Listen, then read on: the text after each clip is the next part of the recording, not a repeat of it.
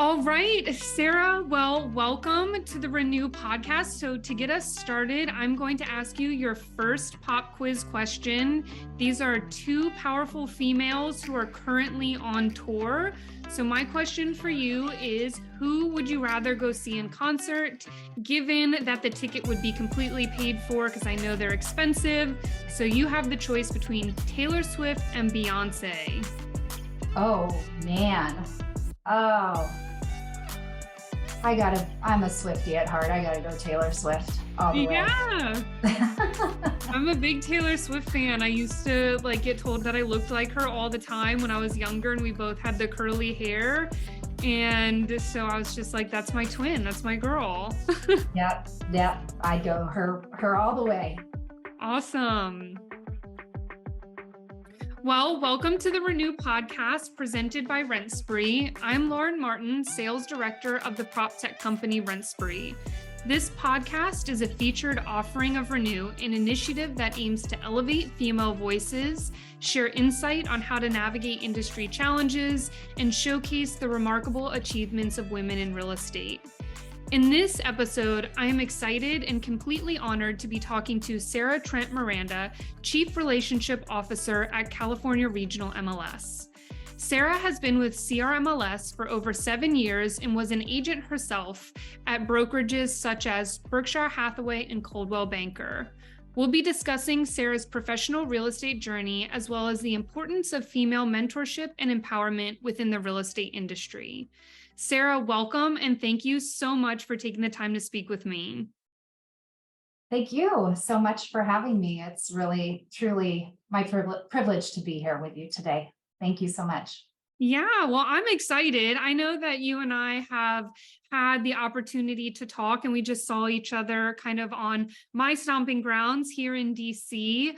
But just to get us started, I really think it would be fun for you to kind of tell us your story on how you got to where you are. I know you have a very interesting background. So if you wouldn't mind just telling the listeners kind of your journey and how you got to be at CRMLS.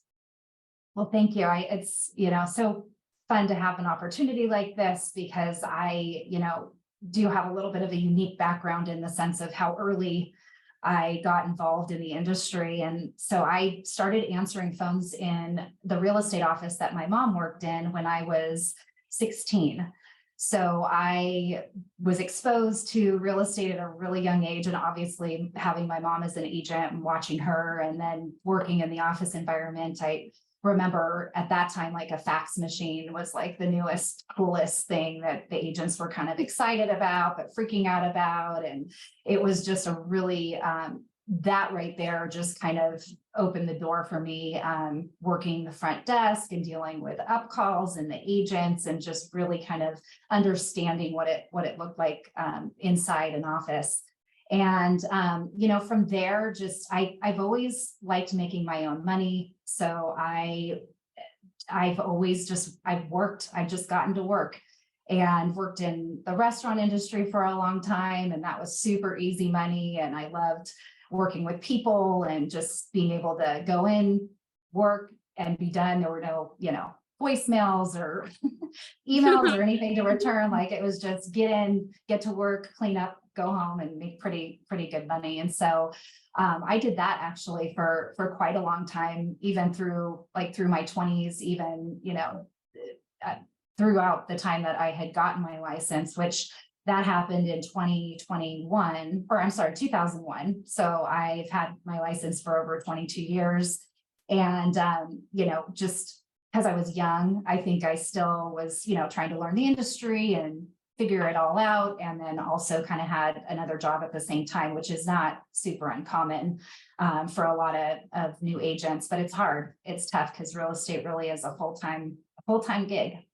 So I kind of just got in and started working, did a lot of stuff within transaction management. I did some time in loan processing. I did some time in escrow. And so I really got a full understanding of what, the transaction looks like and what the day-to-day, grind is for agents out in the field. And whether you're residential, commercial, like it doesn't matter. It's a grind. And I have a real heart for the industry, just having been around it for as long as I have. So So yeah, so that happened. And then obviously my mom being an agent, a broker, I ended up working a lot with her and then ended up partnering with her. And we worked as partners for about, I want to say about 6 years, 6 or 7 years, where we were truly a team and going at it. And that was awesome. A really great opportunity to really learn the business from someone who obviously I trust and who had a wonderful and still today has a wonderful reputation in the industry.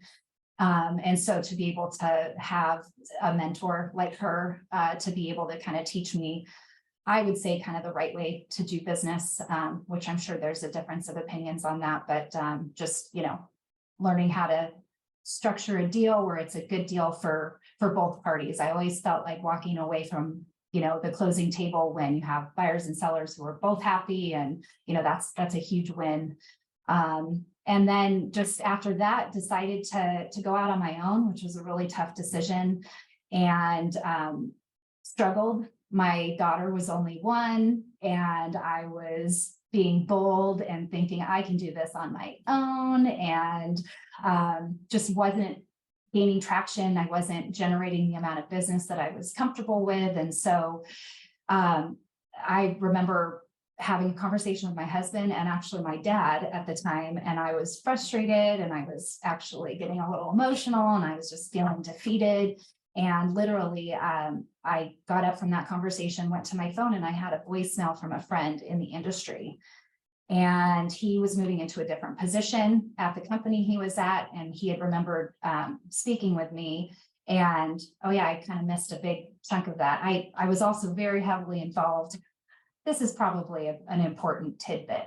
Heavily involved when I was, actively selling, but I was also volunteering at my local association of realtors and also with CAR. I was on the board of directors for CAR.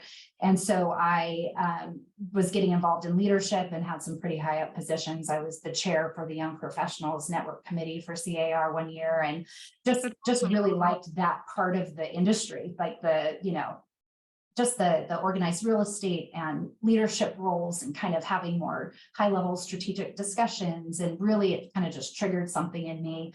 And that is when I had talked to a friend at one of the conferences. And then that's what triggered that phone call to see, because he was moving into a different position, that he thought I would be really good in the position that he was leaving. So that just started that entire process of going through the application and interview process. And through that process, I reached out to Art Carter, who's our CEO, who I had, gotten to know just through my involvement with the association. And he allowed me to kind of use him as a reference on my resume. And fast forward, I didn't get the job. And I took Art to lunch to thank him just for letting me pester him and put him on my resume. And that turned into my first interview for CRMLS. And so really kind of an organic experience and journey, and ended up taking the role as the supervisor of education and product development here at CRMLS. And the product piece of it, just based on my experience in the industry, was something new for CRMLS, I think, at that time. And then obviously a new adventure for me, moving into a role where I was going to be, managing our education team and kind of taking on this new career. And it was the best decision that I ever made. It's crazy how things work out, right? Like you think you're headed down one path, and it's, even if I think when we get denied from jobs, it's like, okay, well, at least it wasn't a fit and I'm not in something that's not right. But it's kind of like a blow to your ego a little bit and kind of defeating. So it must have been such like a comforting feeling to have a friend in Art and for him to, open up that opportunity for you. And it was the right path to go down. So that's awesome. Yeah, he pretty much said they made a huge mistake not hiring you. And it just kind of really just turned that page for me. And, it was hard because I had been really deeply involved with my local association, who I'm still close with, most of the folks that I still know who are there today. And, I had to basically resign from becoming president-elect and moving into that higher level leadership position. So, and you work years for that volunteering. And so, it was hard to let them know I was making that change. But at the same time, I knew deep down that that was the direction that I needed to go in just for my future. Yeah, well, what an interesting story. And there's so much to unpack there. I want to go back to one of the first things that you said because it made me laugh in my head as you were saying it. I'm the same way as you. When I was younger, I wanted my own money and I wanted to buy the clothes I wanted to buy and go to the shows I wanted to go. So I started working in retail. And I think, and I'm sure you would agree, I think everybody at some point in their life should either work retail or restaurants because nothing humbles you more than those jobs. My first Yeah. job ever was at the Gap, and I worked Black Friday folding this little tiny infant sweatshirt table. And it was this huge display, like a big tower of sweatshirts, little baby sweatshirts. I mean, they were like this big. And the doors opened on Black Friday. I'm not kidding with you, like 5 minutes in, some kid like nose dived across the table and knocked all the sweatshirts. I was like, this is the worst. How much do I want that money? Because this is testing Uh, me. yeah. And working with the public. And yeah, there's definitely an element there that you cannot teach someone. Like you have to Yeah. just be in it and feel it. And there's just Yeah. there's a lot to gain from being in, that those two industries specifically. Yeah, I agree. I Do agree you think 100%. this is not like on the agenda, but what do you think the biggest thing that you learned from working in those industries? Because for me, it was patience. Like I learned that like customer service is important and you have to be patient with people. But curious, what was your biggest takeaway from working in restaurants? I think that people really appreciate just being acknowledged. And Yeah. so, I mean, I remember I used to have nightmares about walking in and, I'd be slammed and all my tables would be full and I'd be the only server and trying to run around and, Yeah. so for me, like, I think that even when those moments, probably not like my nightmare happen, but where you're slammed and you have a lot of tables and you just go up and you say, hi, I see you here. I'm sorry, I haven't been able to get to you yet. We have waters on the way or whatever, and I'll be right with you instead of just ignoring them because you're overwhelmed. And I found that goes really far. And honestly, like even today, utilizing that tactic is helpful because people just want to be acknowledged and you just have to make that extra effort and it doesn't take a lot of time sometimes just to say, hey, I see you and I'll be right there. I think that that's so impactful, especially I think that applies to all aspects of our lives too, because even if you're working with a coworker or you've got like an agent or somebody who's talking to you, just like validating them and being like, hey, like, I know you've been waiting, or I know you're frustrated. And I think that that goes a long way instead of just being like in your own little bubble, but validating how they feel and that you're there to help, I think is important. So we won't stay on the restaurant topic, but I always think It's a it's good fun. one. I loved it. I loved Yeah, it. I always joke and say I want to just go and get behind the bar and make a couple drinks and talk to folks. And it's yeah. fun for me. I like multitasking and I like being busy. So it was a good fit for me during that time.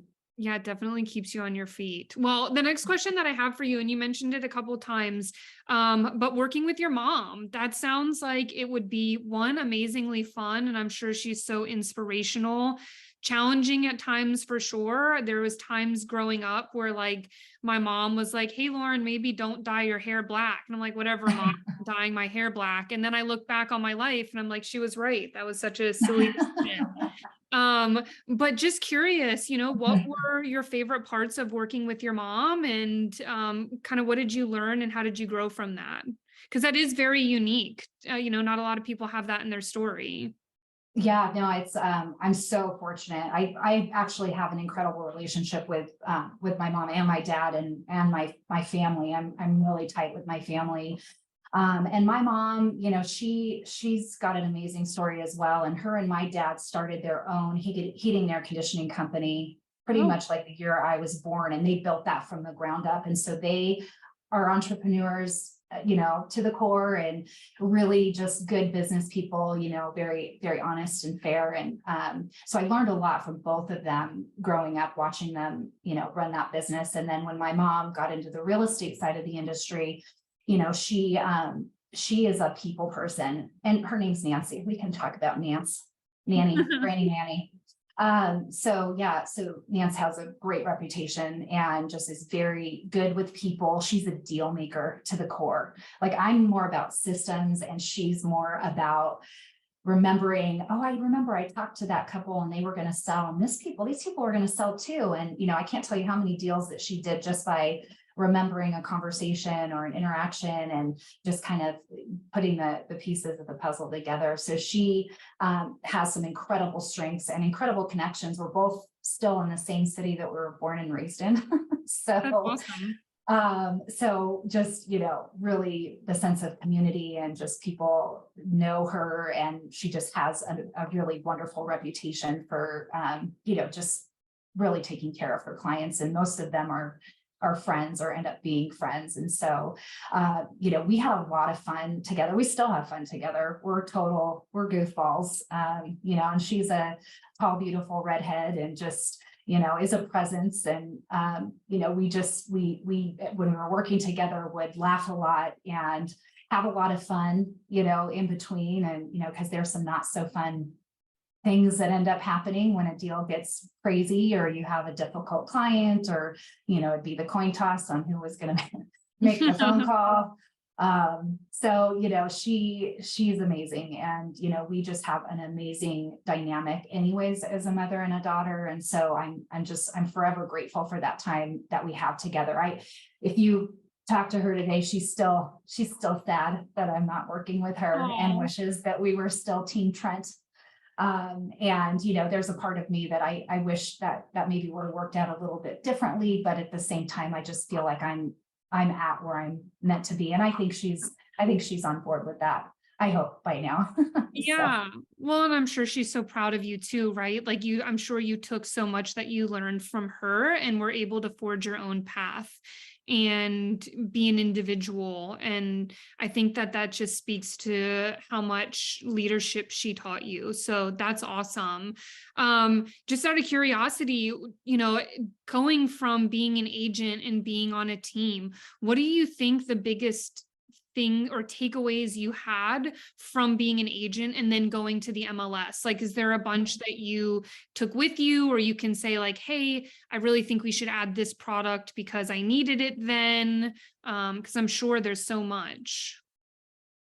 Yeah, that experience is so invaluable. I mean, it's just so nice to have, and even today to be able to reach out to my mom. And actually my bonus mom, my stepmom's actually a broker also, and then friends that I've made over the years who are still, I'm still on a text thread with a group of friends. I think it's been like 10 years that we've all been on this text thread, but we're all in different, leadership positions throughout the state. And, it's just wonderful to be able to know I can reach out and ask them, hey, what do you think about this? I think I would have really benefited from this when I was, out in the field and working. And so the networking and just the relationships that I've been able to maintain have been huge. And so coming into this role, I really did come in kind of, prepared to be able to look at product, talk with vendors, even new, companies that were in the process of, getting their feet off the ground and developing a product for agents. I was able to provide some valuable user feedback that maybe you wouldn't typically get from someone in the MLS world. So that was incredibly helpful. Yeah, you were just looking at it from a different set of eyes because you were on the other end of who you guys are servicing. So I think that's awesome. My next question for you is our CEO, Michael Lucarelli, when I was talking to him about doing a podcast with you, this is a true story.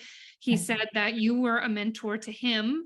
And when he was just getting started with Rent Spree and approaching CRMLS, you sat down with him and gave him time when really he just needed somebody to hear him and help him along the way. So I just would love to hear, and for you to tell the listeners kind of what stands out to you as some of your keys to success as you kind of were on this pathway. Well, just to go back to Michael, he is truly one of my favorite people in the industry. We have a actually pretty long history, just considering that first time that we met and the conversations that we had, and Rent Spree and getting to the point where we're at today. I would have liked it to go a lot quicker than it did, and he knows that. But timing is everything. That is one thing for sure on this side of the fence. But he is, incredibly patient and tenacious, and in a way that's not overbearing. And I think that's really key when honestly, he was starting to break into this new industry that he, knew about and was familiar with, but the ability for me to, provide him with some of the mentorship that I've received over the years, and giving him some, insight as to how MLSs kind of think and function, and some of the political hurdles, and some of the challenges that he was going to face, not just trying to, get into the door of MLSs, but even beyond that, and, encouraging him not to get frustrated, and just, be persistent, and just keep asking the questions. So he's a great example, I think, of, how to navigate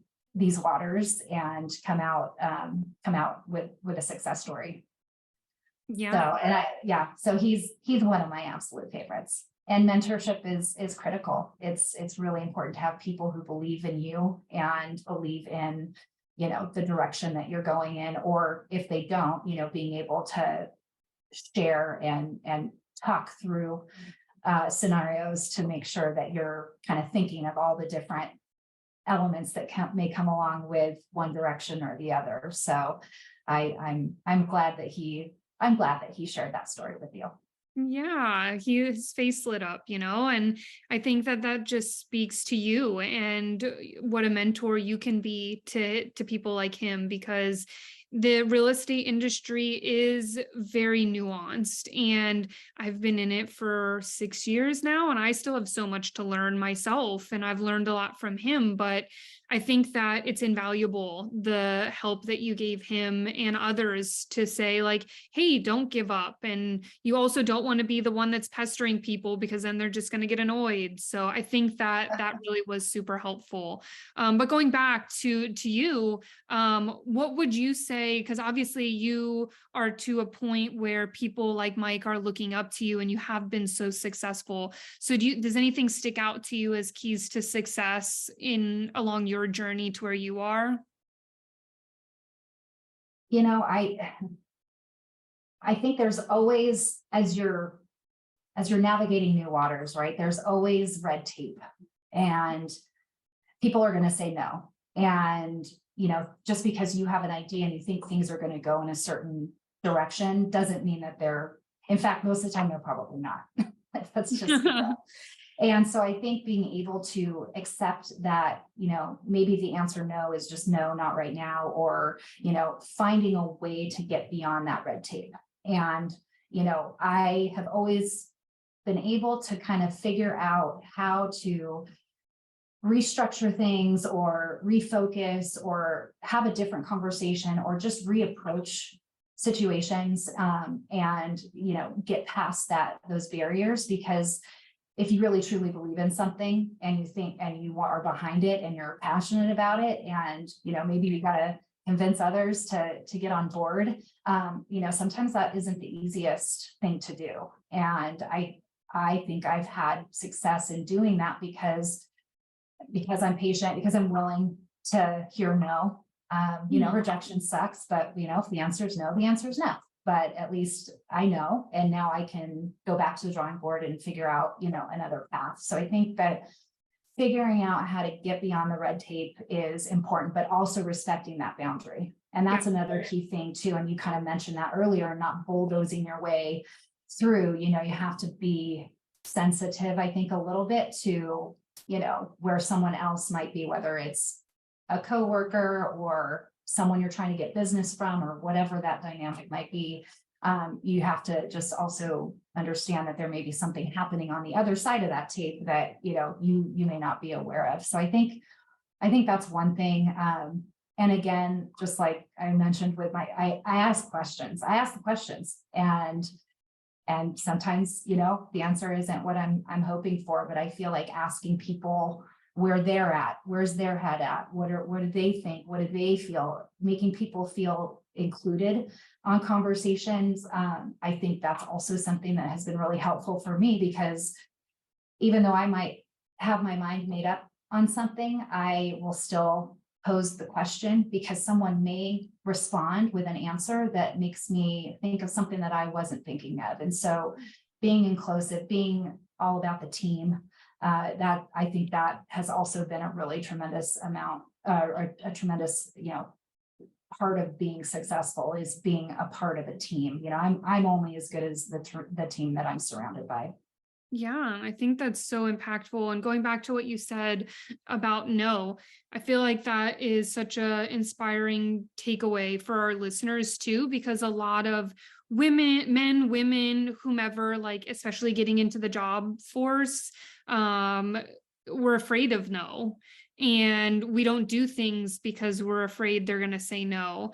And something that you said, I think, is so impactful, that while no means no, no can also mean no right now. And how do we, instead of like tricking our brains to not shut down when somebody says no, I think that's huge to your keys to success, is thinking, okay, well, how do I approach it from a different angle to get the answer that I'm looking for? Because maybe it was no to how I presented it with X, but if I can present it as Y, maybe we can have a different outcome. And the second thing that you said, I think, is one of my life, I don't know, motto is a silly word, but like something I try to remind myself of every day is you never know what someone's going through, right, on the other end. And that goes with being a part of a team, but we all have lives outside of work, and we all have problems at work. And, I might not know what you're going through or what somebody else is going through. So just treating people with kindness and patience, I think, is huge. So I'm glad that you brought that up. Yeah, open and honest conversations are sometimes hard, but I feel like if you aren't willing to be open and honest, then, you're not going to get the same thing back, and personally or professionally. And it's hard sometimes. I actually am not a huge sharer. So this is big for me, Lauren. This is huge. But I'm not.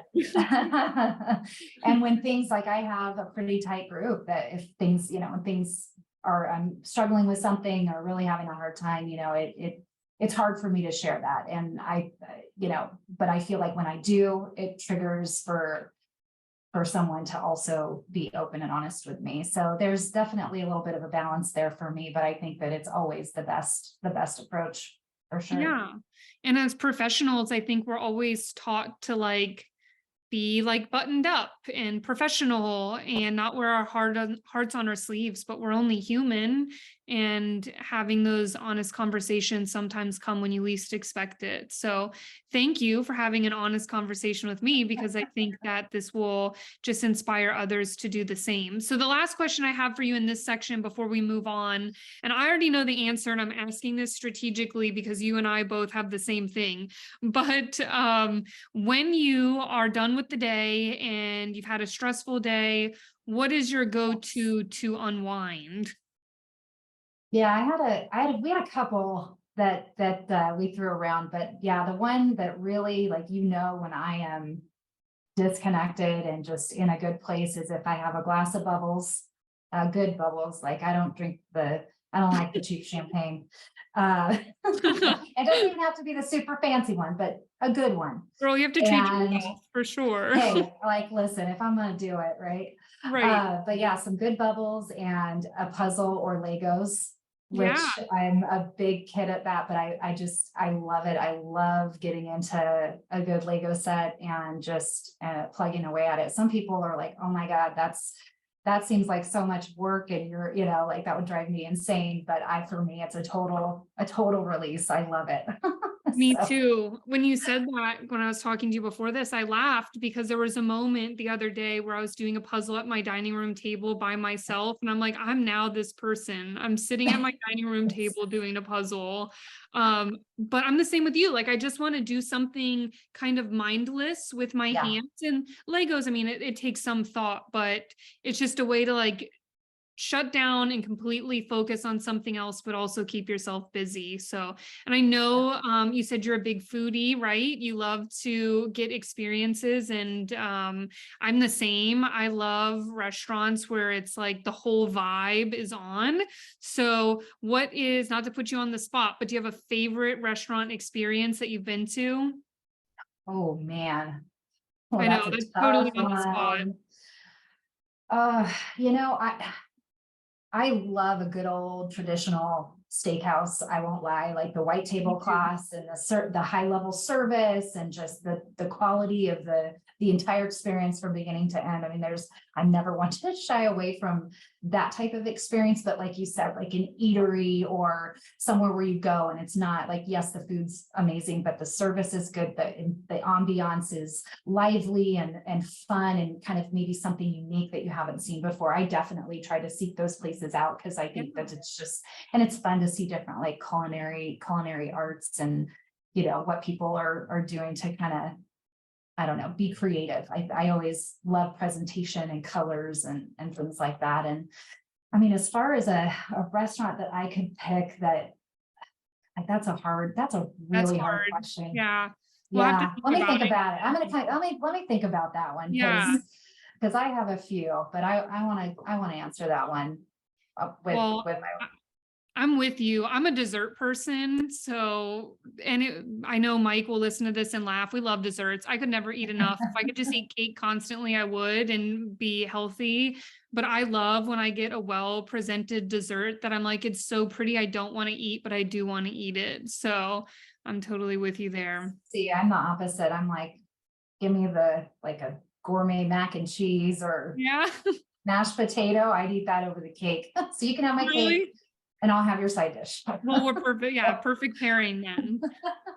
All right, well, moving into the last section. So as you know, here at Rent Spree, the Renew initiative was started to foster a sense of community for women that work in all areas of our industry. So with that in mind, would you mind talking a little bit about just the value of mentorship in female professionals and how that's kind of played a part in your journey to date? Yeah, I mean, we touched on it a little bit earlier, Yeah. just with the kind of the organic mentorship that I had through working with my mom and other female realtors who she worked alongside with, and and my stepmom, and who are both incredible mentors. But I mentioned family earlier, and I know, and I will go towards more industry related mentors. But for me, my parents and the mentorship I've gotten from them over the years has been tremendous. And it's given me more strength and inspiration than I could ever even imagine possible, right? It's so amazing to have that. I feel so fortunate to have had that my entire life. And then moving into a more professional role, even through my time with like CAR and NAR and many of the female friends and people that I've gotten to know over the years, it's fascinating to see how mentorship can really shape the future for a lot of people. And so back when I was getting involved with the Young Professionals Network back in this was like 2000, somewhere in like 2010, and it was really getting a lot of attention, and we were starting to see people, young people get leadership roles at, the state association was kind of a big deal at the time. And Jennifer Branchini, who's currently the president of the California Association of Realtors, started there, and over the last 10, 11 years has worked her way up. And, I would definitely say watching her and seeing her grow into this position and just, watch her on her journey, and having her, as a friend has been an incredible, just an incredible opportunity to just be a part of that journey for her and watching her grow over the years. And, along the way, I really have had a lot of just a lot of strong men in my life. Mhm. And including my dad, who's amazing and one of my absolute best friends, but also my husband, who really challenged me to get out of my comfort zone. And so when that opportunity came that I talked about, where I went for a position, and I mean, I couldn't even tell you the last time I had been on an interview and gone down that road. He really pushed me and was like, you need to get out of your comfort zone. This is the perfect opportunity for you. You'll kill it. And just like really being there for me along that way, and really, because he came from more of a corporate environment. So I think for me, being able to have him to kind of lean on and ask a lot of questions and really kind of get that sense of confidence, I think, that I needed at that time. So I'm eternally grateful for him and for that time, that we spent together kind of preparing for this next chapter. And then even coming here to CRMLS, I've been, introduced to so many amazing people in the industry. Like the list is really incredible. And, obviously working with Art is an incredible experience. And he's, just forging through this, this industry and working towards, strategically accomplishing a lot of really amazing things that are very, pro broker, pro agent, which coming from my background, I'm all about that. And so having his mentorship, and then also Idris Roundtree, who I reported to for several years before he moved on, also an incredibly huge mentor, and giving me, I think, a lot of the confidence I needed to be able to eventually take this role on, and also I think be a better manager and mentor for my team, which is really important to me. I want to be able to provide that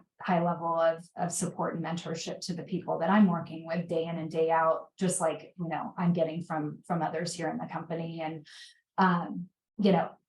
Marty Reed is someone else who is here at CRMLS now, who has an incredible background and so much experience. And she also has, even though we're, haven't known each other forever, I feel like I've known her forever. And she is also someone who, I think, when you find people who are able to see something in me that I don't see in myself. And, we hear that story all the time, but that's really, truly with the folks that I've mentioned, you do kind of get that sense of, hey, don't doubt yourself, go for it.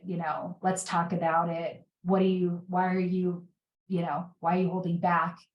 Let's talk about it. Let's see how we can start to take some major steps forward. So I think people like that, who I just will lean on and go to for advice. I feel incredibly fortunate to have, not just that group of people, but others who have been there as mentors for me throughout my career, and honestly through it all. Yeah, well, I think that a theme across what you said is a mentor can be male or female, it can be professional, it could be family, but I love what you said with surrounding yourself with people who see things in you that you don't see in yourself. And I think that snippet is just so powerful, because that really is what a mentor should do, right? And even if it's negative, positive or negative, we need people in our lives who help set us on a path that maybe we don't see for ourselves. So like your husband, who was like, hey, you've got this, like, you can do it. You might have not taken a chance if it wasn't for him, pushing you in that direction. And same with other people that you were surrounded by in your life. So I think that that's so meaningful. And I hope people listen to this and think about, their mentors and who they want to surround themselves with. But I do have a question. So you mentioned you have a daughter. Has she showed any interest in real estate? Do you think you'll have your own mother-daughter team? Probably not if my husband has anything to do with it. Not because not because I don't think it would be, she'd Mhm. kill it, right? I'm sure she would, but, real estate's it's a tough gig. And, Mhm. I think, who knows what the future holds. I Sure.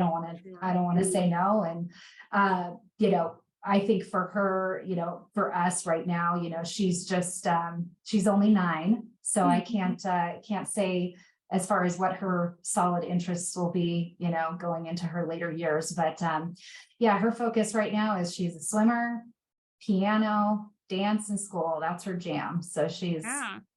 9 and living her best life. Well, when So you're 9, the world is just ahead of you. When I was 9, I was sure I was going to be a Broadway star. And look, that's so far from what has happened with my kids. So you just never know.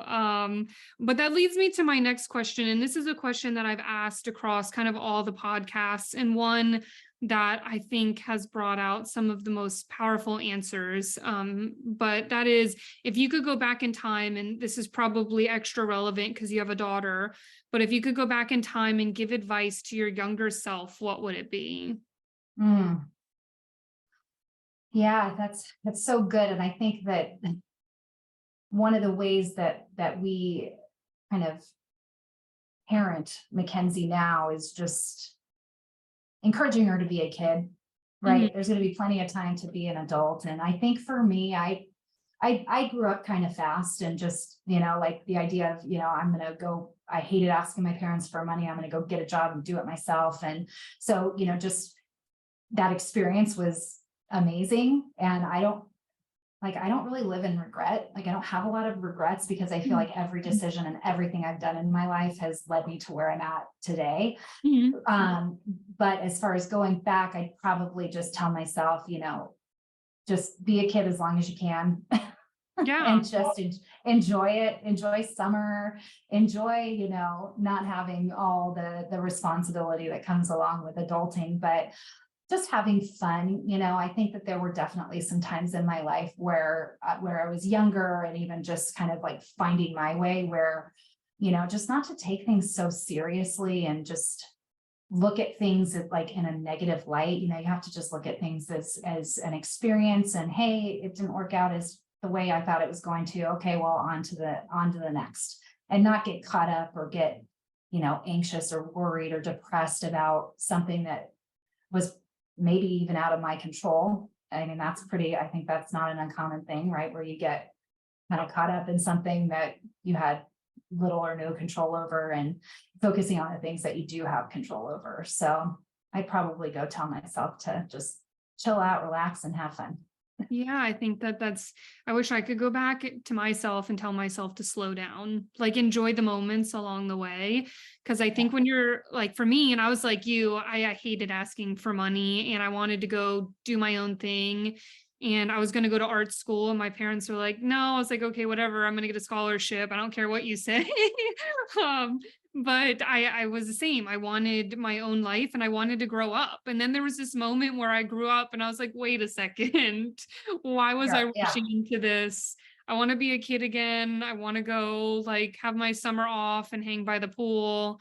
So I think that that's good advice. And I think that it's good advice just carrying on your everyday life as you get older. Just slow down, because I think we're all so headstrong and focused to get where we're going that we forget the journey along the way is half the fun. So I think that's Yeah. really impactful. Well, and that's an interesting point that you make, because the pandemic obviously impacted people differently. And for me, there was actually a lot of good that came out of the pandemic, because it Yeah. slowed me down a little Mhm. bit.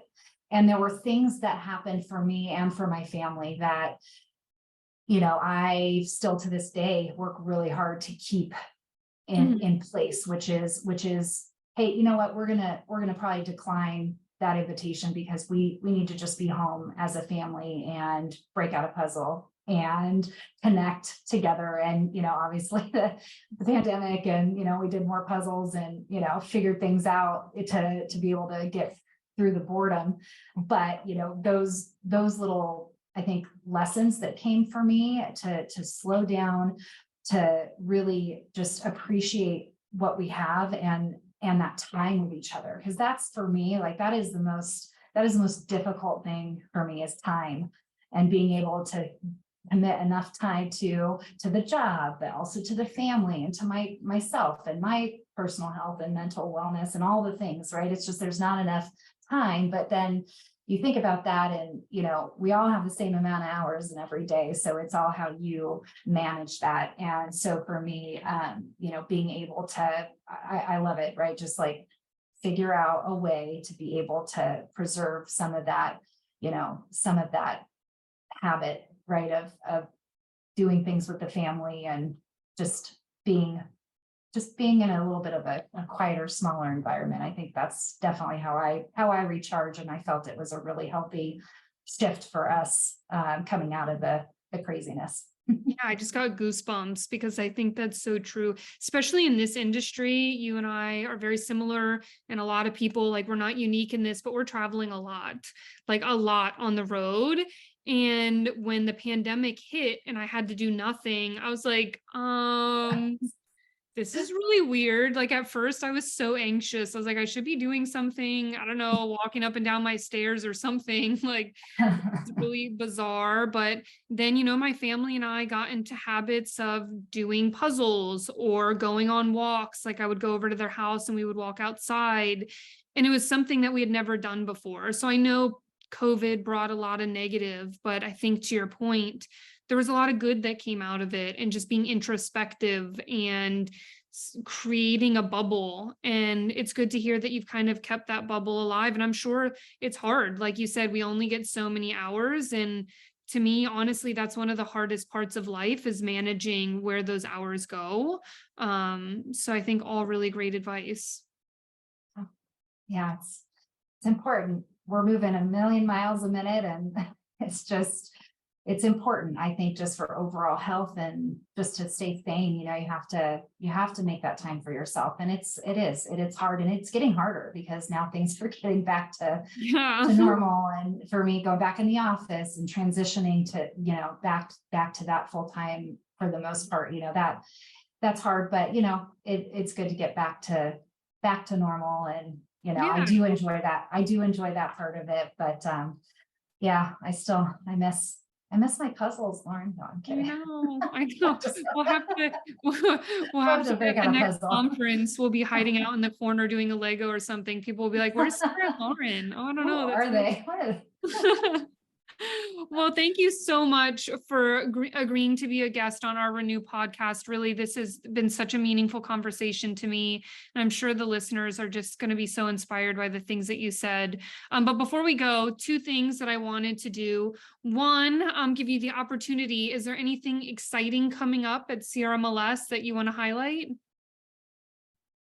Oh, asking for all the trade secrets. No, there's there's a lot. We've been putting out quite a few different press releases, and we're definitely a very active organization. I think we're very strategically focused on doing what we can to preserve the MLS and the future for the brokers and the agents. And so strategically, this team is very dedicated towards building a better future, I think, overall for the industry. So it's really awesome to be a part of that experience and that team who's doing that. A lot of what we're doing is just really heavily focused on not just looking at a year out, but looking 5 years out, and how can we do a better job to provide the brokers and the agents with what they need to be able to properly, conduct their day-to-day business and their livelihood. And so that's definitely something that we're focused on. There's a lot of initiatives out there. We have, some joint ventures in place, and we have a lot of technology that is being rolled out that we're actually developing in-house, which is kind of a new thing for us, and really exciting, because what we do as an MLS is very, it seems pretty straightforward, but there's a lot of really intricate processes that occur within all of our different departments, whether it's customer support or compliance or even our education and marketing teams. We're servicing, several different associations who, all operate differently. And so for us to be able to adapt and implement systems and processes that fit for what exactly it is that we do is something I don't think that has been done before. So that's been really exciting to see some of the technology get built that we're using here today that streamlines the workflow and makes it a lot easier for us to be able to, do a lot of things without having to, go into multiple different systems and it just reduces the amount of time that's going into the day-to-day tasks. So just exciting stuff. It's just a really exciting time. There's a lot going on in the industry from a federal, national level, all the way down to the local level. So just, keeping an eye on that and just making decisions that hopefully are for the best of the industry. That sounds so exciting. And I think tech is just changing like crazy. And it sounds like you guys have the agent and the broker in mind and creating a good user experience. So I'm excited to see what comes out of it. But the second thing that I have for you is your last pop quiz question. It's not really not pop culture so much, but I know you and I both travel a lot for work, and this has been an ongoing kind of debate that I've had. So I'm curious your take. When you're traveling, do you prefer to travel with a tote bag or a backpack? Oh, I carry a tote bag. I don't do the backpack. Yeah. Which would probably be the logical and most practical decision to have a backpack. But no, I definitely, I'll carry a bag. I'm with you. This has been a debate going on for a while because I would like a backpack, but if you go try to find a backpack, there's no girly backpacks out there. You can only find girly totes. So I just gave up and I'm a tote girl now. So glad to see we're one and the same. Totes all the way. Yeah. All right, Sarah. Well, thank you again so very much. This has been such a pleasure. You always have a friend in me, and I'm sure the listeners will have learned so much from this. To anybody listening, please make sure to like and subscribe to our podcast on whatever pod platform you listen to us on. And until next time, thank you guys. Thanks, Lauren.